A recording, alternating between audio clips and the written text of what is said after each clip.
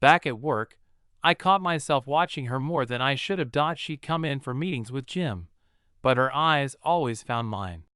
Sometimes she'd smirk like she knew exactly what I was thinking. Other times, she'd barely look at me, and that somehow made me want her more. I told myself this wasn't a big deal. We were just getting to know each other. She was a writer. I was an editor. This was normal. But the truth was, I knew what was happening, and I knew where it was going. And I also knew that once we crossed that line, there'd be no going back.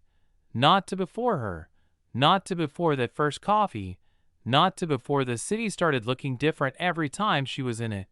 The first time I went to her place, it was raining hard, the kind of rain that turns the streets into silver rivers. She texted me at 9:47 p.m.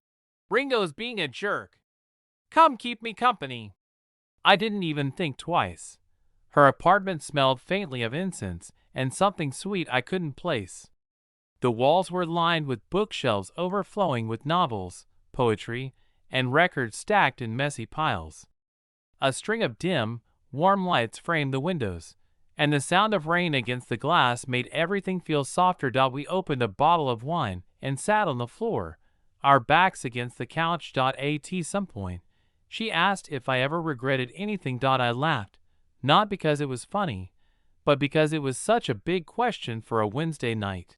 "Plenty," I said, "but usually not the things I thought I would." She tilted her head, watching me like she was reading between the lines. "Same," she said quietly. When I left that night, she walked me to the door.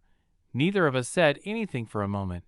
Then she kissed me, quick and deliberate, like she was daring me to stop her. I didn't. I should have felt guilty. I mean, technically I was single, Leah and I were long over. But it felt too soon, like I was breaking some unspoken mourning period. And the way Emily made me feel, alive, unsteady, hungry for more, only made it worse. But guilt is a strange thing. It doesn't stop you in the moment. It just waits for you in the quiet after. And when I got back to my apartment that night, the quiet was deafening. It's funny how quickly you can build a routine with someone new. Within weeks, Emily was threaded through my days like she'd been there forever. Morning texts about half-remembered dreams. Afternoons trading photos of things we saw. A weirdly shaped cloud. A subway performer dressed like a pirate. A stray cat perched on a fire escape. Nights were often hers. I told myself I was still my own person, but if I'm being honest, the lines were already blurring. Emily's Brooklyn life moved at a different speed than my East Village one. Saturdays were for farmers markets, experimental cooking, and wandering into little bookstores where the owner knew her by name. She'd pull a book from a shelf, open it to some random page, and read a paragraph aloud like it was a prophecy. Sundays were slower. Coffee in bed, music from her turntable filling the space between conversations. But even in the quiet, she had this restless energy. She couldn't sit still for long. Sometimes I wondered if that was what drew me to her, that constant forward motion. With Leah, life had been predictable. With Emily, I never knew what would happen next. At the office, I started noticing the subtle shift. Jim was oblivious, too buried in manuscripts to see much beyond them. But a couple of my coworkers had that knowing look. It's not that Emily and I were openly romantic there. We weren't. But glances last longer than they should. Smiles linger. And people notice. One Friday afternoon, as I was packing up to leave, my coworker Dana leaned against my desk. "You and the Boston girl," she said casually. "Are you?" I froze. "We're just working together." Dana smirked. "Sure. Just working." She tapped the edge of my desk. "Careful. This city loves to chew people up and spit them out when they start mixing business with everything else." I laughed it off, but her words stuck in my head the rest of the weekend. It was late October when my phone lit up with her name. Leah. I almost didn't answer. But curiosity, or maybe something softer, made me swipe. Her voice was familiar and strange all at once. Hey, she said. I was walking past that type place we used to go to, and I thought of you. We talked for maybe 15 minutes. About work, about mutual friends, about nothing and everything. At the end, she said, You sound good. I am. I lied. After the call, I sat on my couch for a long time, staring at the skyline out my window. Emily was supposed to come over in an hour. I didn't tell her about the call. I wasn't sure why. Emily noticed something was off that night. We were sitting on my balcony, drinking beer, the city buzzing below. You're quiet, she said. Just tired, I replied. She studied me for a moment, like she didn't quite believe me. Then she shrugged and leaned back, letting it go, at least for now. But the thing about cracks is, they don't stay small. They spread. It happened 2 weeks later, over something stupid. She texted me about a poetry reading she wanted to go to, and I said I couldn't make it because of a late work deadline. She shot back, You've been bailing on a lot of things lately. I typed, I'm just busy. But she called before I could hit send. You're not busy, she said when I picked up. You're avoiding me. That's not true. Then tell me what's going on. I hesitated. Too long, she sighed. See? You can't even say it. The truth was, I didn't know what was going on. I liked her, more than liked her, but there was this part of me holding back, and I didn't know if it was because of Leah, or because Emily scared me in a way I couldn't explain. The fight didn't end that night. We didn't yell, didn't slam doors. That wasn't our style. Instead, we let silence settle between us, thick and heavy. The kind that makes every word feel like it might tip something over. She left my apartment without asking me to walk her to the subway, and I let her. That was the first time since we'd met that we went 2 days without talking. 2 days doesn't sound like much, but when you build your world around someone, it feels like a season. On the third night, I caved. Come over. No talking if you don't want. Just be here. 15 minutes later. On my way. She showed up in sweatpants and a hoodie, hair damp from the rain. We didn't say much at first, just curled up on the couch, her feet tucked under my legs, the city noise spilling in through the window. Somewhere between the first and second episode of the show we weren't really watching, she said quietly, I don't want to fight with you. I don't want to fight either. Then stop holding pieces of yourself back from me.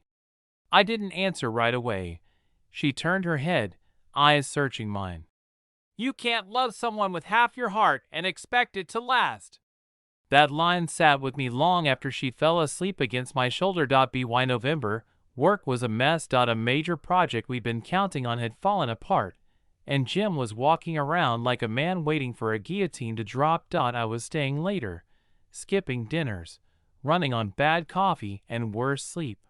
Emily was patient at first, bringing me takeout, sitting quietly at my desk while I wrapped up edits. But I could see the edge in her smiles. I knew she wanted more of me than I was giving, but I kept telling myself this was temporary. Once the chaos at work calmed down, I'd make it up to her. The thing is, chaos rarely calms down on its own.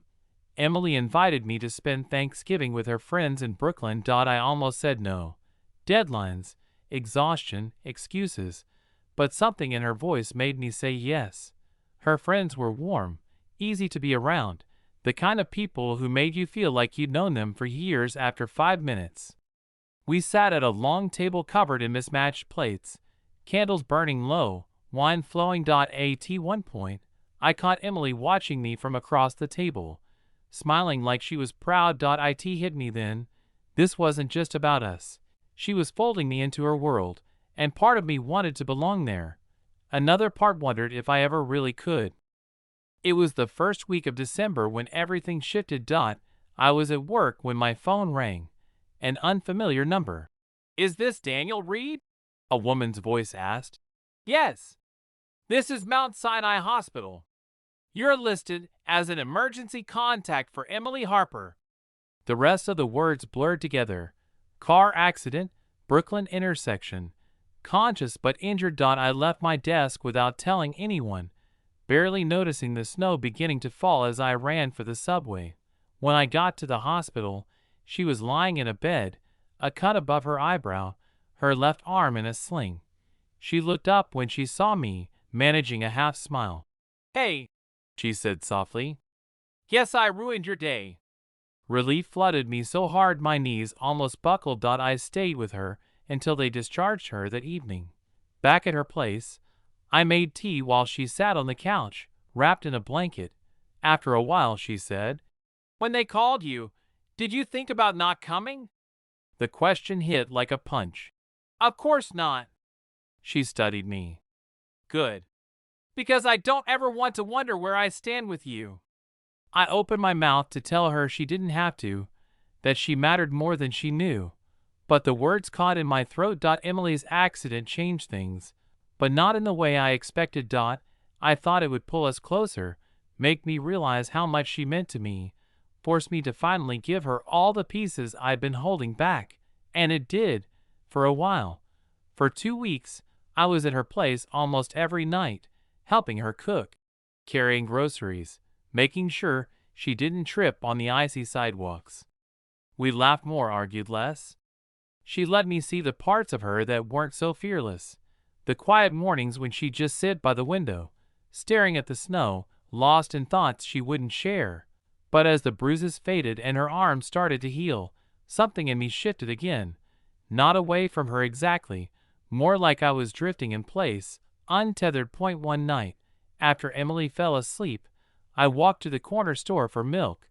Snow was coming down heavy, blurring the streetlights into soft halos. On the way back, I passed a bar Leah and I used to go to. Through the frosted windows, I could see people laughing, raising glasses, leaning close over the noise. It hit me like a sucker punch, not because I missed Leah herself, but because I missed the version of me that existed with her. Back then, I felt grounded, certain. Now, I felt like I was living in a house I'd built too fast, without checking the foundation. A few nights later, Emily asked me if I believed in the one. We were lying in bed, her head on my chest, the radiator clicking in the corner. "I don't know," I said. "Maybe there are different ones for different parts of your life." She propped herself up on her elbow, looking at me like I'd just said the wrong thing on purpose. "That sounds like a way of keeping one foot out the door." I didn't answer, because maybe it was. New York got one of those rare warm Decembers that feels like the city's holding its breath. Emily wanted to go ice skating at Rockefeller Center. I went, even though I hate skating, mostly because I didn't want to give her another reason to think I was pulling away.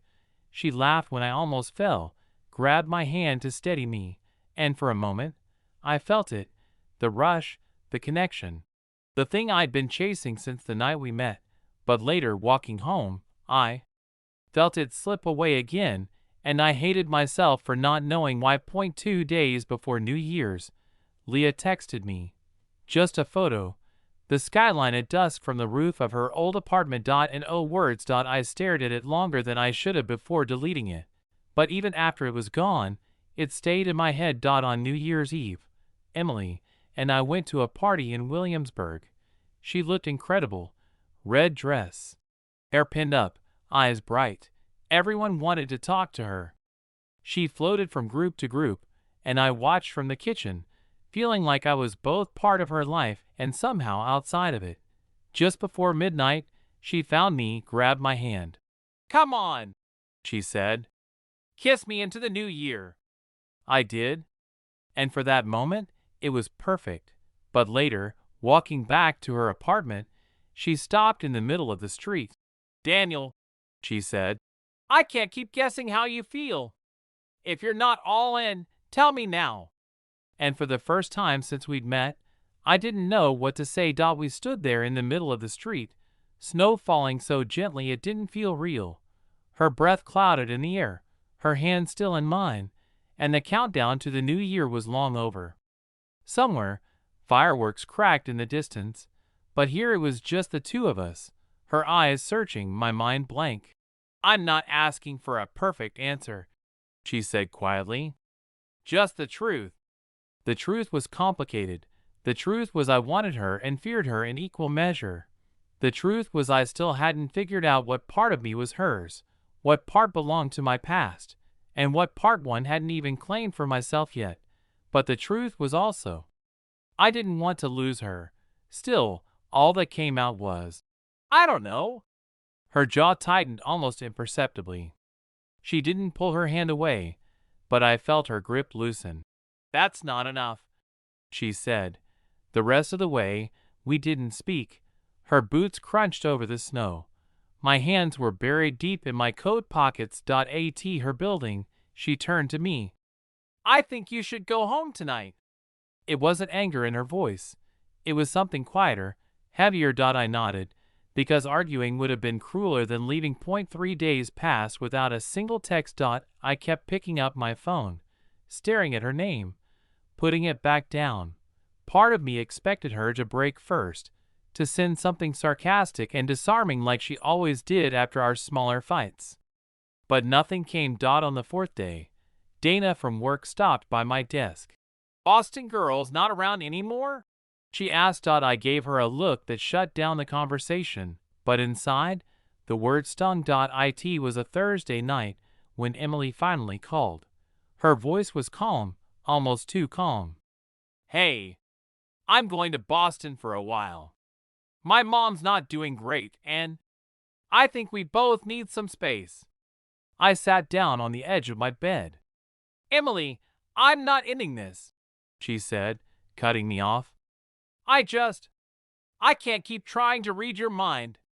When you figure it out, call me. Or don't. But at least I'll know. There was nothing to say that wouldn't sound like a half-dash measure. So I told her to take care of herself, and she said goodbye. The following week, the city felt bigger than usual, like there was more air between the buildings, more distance between me and everyone else. I worked late, went home, stared at the ceiling. At night, I catch myself half dreaming about her, the way she'd lean against me on the subway, her hand finding mine under the table at some too loud bar, and then I'd wake up, the apartment dark, the quiet pressing in from all sides. One night, I found myself scrolling through old photos, not looking for Leah specifically, but not avoiding her either. There was one from a summer picnic, her hair messy from the wind, her eyes squinting in the sun. I remembered exactly how I felt that day, certain, like I was in the right place, with the right person. It wasn't that I wanted her back. It was that I wanted that version of myself back, the one who didn't hesitate, didn't overthink every feeling, the one who could answer without saying, I don't know. 2 weeks after Emily left, I got a letter in the mail. Handwritten. It wasn't from her. It was from her friend Sophie, the one who had hosted Thanksgiving. Inside was a single sentence. Don't wait until she's gone for good to realize you were already in love. The letter sat on my kitchen table for 3 days before I touched it again. I kept walking past it, pretending I didn't see it, but in truth, it was all I thought about. Sophie wasn't the type to meddle. If she'd taken the time to write, it meant something. On the 4th night, I poured a whiskey, sat down, and read the sentence over and over until the words started to lose shape. I didn't need to analyze it. I knew she was right. I'd been in love with Emily since that rainy night in her apartment, since the first time she kissed me like she was testing both of us. I'd just been too much of a coward to say it. That Saturday morning, I bought a ticket to Boston without telling anyone. The train was half empty, the sky low and gray. I spent most of the ride staring out the window at towns that looked like they'd been painted in muted colors, wondering if she'd even want to see me. I thought about texting her to say I was coming, but some stubborn part of me wanted to just show up. Maybe I was hoping the surprise would work in my favor. Maybe I was afraid she'd tell me not to bother. It was colder in Boston than in New York, the kind of cold that bites through your gloves. Her street was lined with bare trees and quiet houses. I stood in front of her mom's place for a full minute before knocking. Emily answered the door. Her hair was pulled back, and she was wearing a worn sweatshirt I'd never seen before. She looked surprised, but not angry. "Daniel?" "Yeah," I said, suddenly feeling every mile between us. "I needed to see you." She didn't invite me in right away. Instead, she stepped outside, pulling the door closed behind her. "You came all the way here without calling?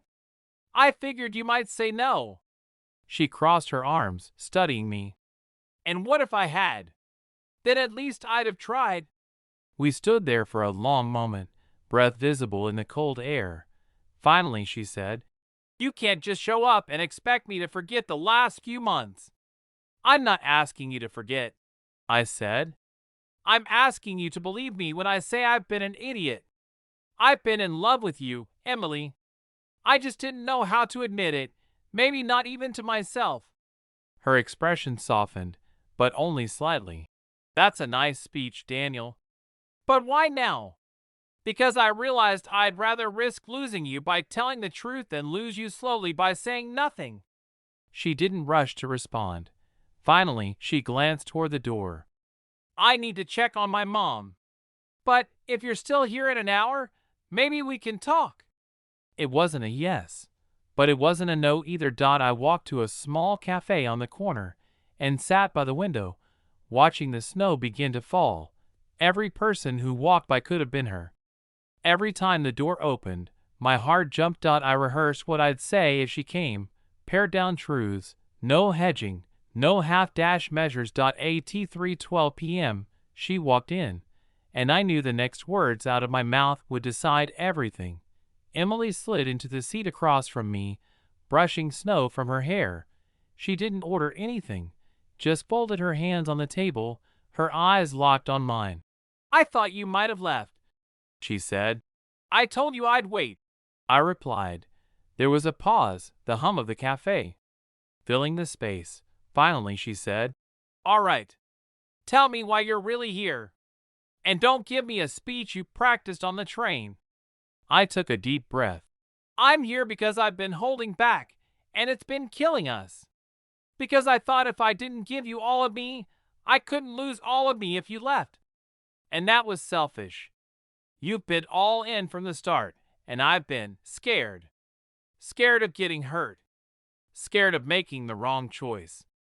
Scared of what it means to love someone enough that they could break you." Her gaze didn't soften, but it didn't harden either. "You think you're the only one who's scared? I let you in knowing full well you could walk away, Daniel. And every time you hesitated, I felt like I was begging for something you should have wanted to give. I do want to give it," I said quietly. "All of it. To you."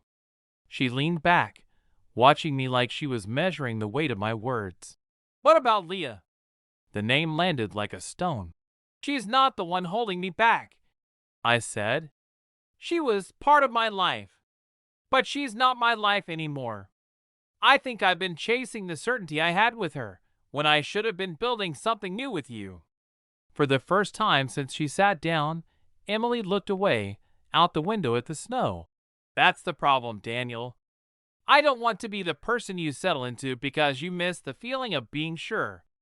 I want to be the person you can't imagine not choosing, even when it's messy, even when you're scared." "So what now?" I asked. She looked back at me. "Now you go home.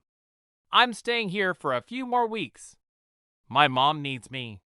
And I need to know that if you come back, if we try again, it's because you can't not. Not because you're afraid of losing me, but because you want me more than you want your safety net."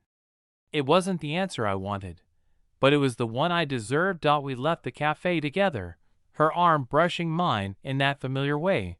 But when we reached her street, she stopped. "Goodbye, Daniel," she said softly.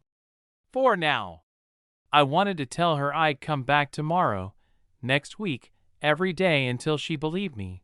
But instead, I nodded, turned toward the station, and let the snow swallow the sound of my footsteps. The train ride home felt longer than the one up. The city lights greeted me like nothing had changed, but everything had. I went back to my apartment, sat on the balcony, and stared out at the streets I knew too well. for the first time in months. I didn't reach for my phone to distract myself. I just sat there, feeling the weight of her absence and the strange, fragile hope that maybe, just maybe, I get the chance to do it right. The weeks after Boston moved in slow motion. At first, I thought about texting her every day. Then I told myself I'd wait for the right moment, a moment that never came. Instead, I threw myself into work, stayed later than I had to, filled the empty spaces with noise. But nights were different. Nights were quiet enough for her voice to sneak back in, for that look she gave me at the cafe to replay in my head. I want to be the person you can't imagine not choosing. It was the second week of February when my phone lit up with a Massachusetts area code. I answered so fast I almost dropped it. Daniel? It wasn't Emily. It was Sophie. You need to come to Boston, she said, her voice tight. What happened? It's her mom. Things got worse. She's not doing great. I didn't ask for details. I was already pulling on my coat. This time the train felt different, heavier, urgent. I didn't rehearse anything. I didn't think about the risk. All I knew was that I needed to be there, no matter what she said when she saw me. The snow had turned to rain by the time I arrived. Boston felt muted, the streets slick and shining under the street lamps. Sophie met me in the lobby.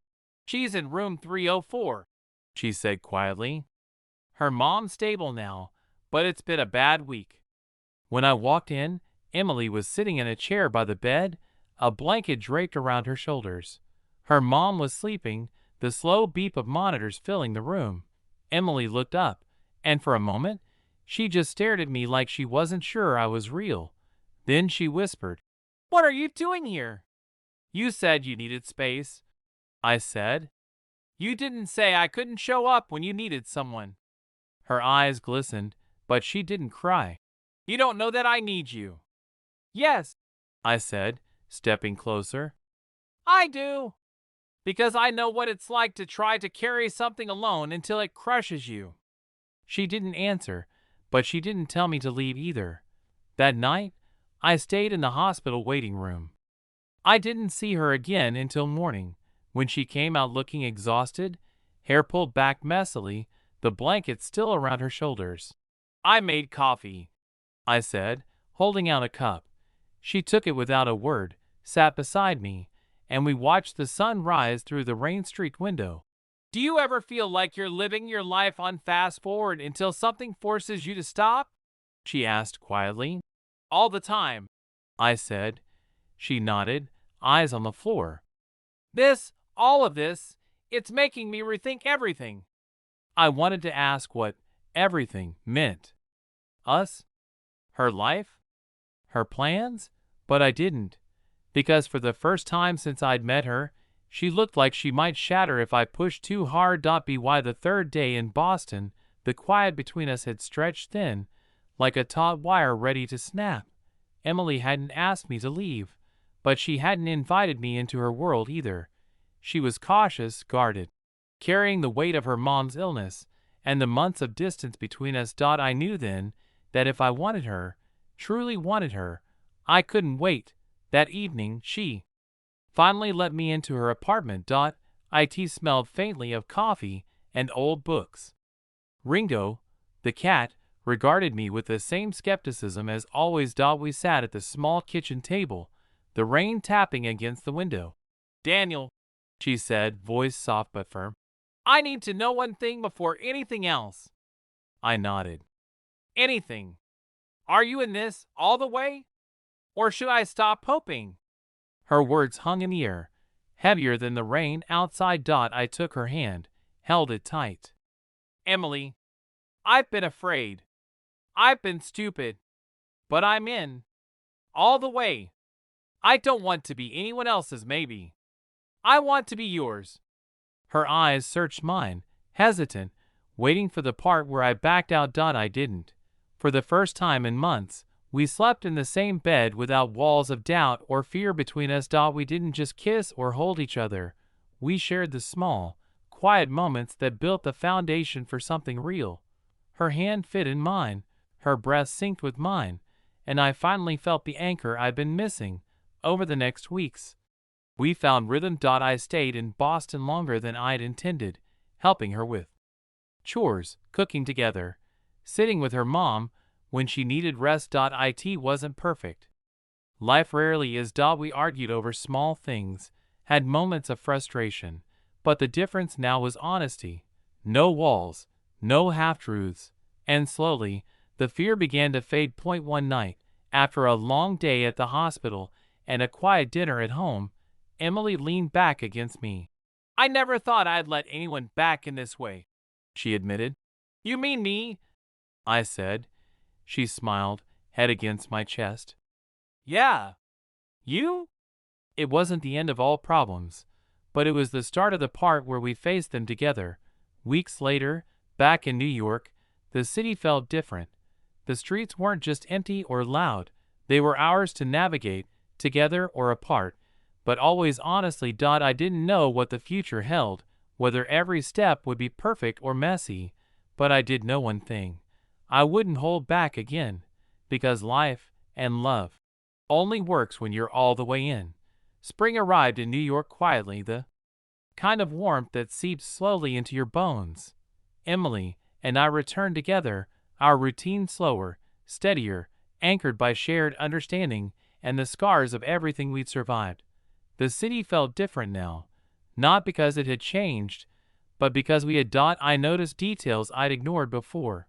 The way the light hit the corner of a brownstone, the rhythm of subway chatter, the laughter spilling from cafes in the late afternoon. Everything had depth, color, meaning, because she was in it.